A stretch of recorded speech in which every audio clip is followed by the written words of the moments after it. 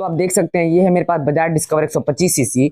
और जब भी मैं इसको सेल्फ से स्टार्ट कर रहा हूँ इस गाड़ी को, तो इसमें से कुछ हड़ा खड़ा कुछ लड़ने की साउंड आ रहा है इंजन से, जैसे लग रहा है कुछ इंजन में टूट गया है। ठीक है, तो मैं स्टार्ट करके मैं दिखा रहा हूँ आपको दोस्तों। देखिए देखिए दोस्तों, तो कुछ लड़ने का साउंड आ रहा है। ठीक है, तो दोस्तों ये जो हम लोग का समस्या आ रहा है ये हम लोग के मैग्नेट छर्रा से आ रहा है। तो मैग्नेट छर्रा होता क्या है, तो दोस्तों ये इस टाइप का देखिए आप, मैंने फोटो यहाँ लगा दिया है। ये इस एक टाइप का बैरिंग होता है कि एक साइड जो है कि इंजन को रोटेट करता है और एक साइड फ्री घूमता है। ठीक है, तो इसको रिपेयर किट आता है। ये देखिए मैं आपको दिखा रहा हूँ, ये देखिए दोस्तों ये रिपेयर किट होता है। तो इसके अंदर जो छर्रा और स्प्रिंग वगैरह लगा होता है इसको हम लोग चेंज कर देते हैं, तो फिर से ये वर्किंग कंडीशन में आ जाता है, फिर से ये काम करने लगता है।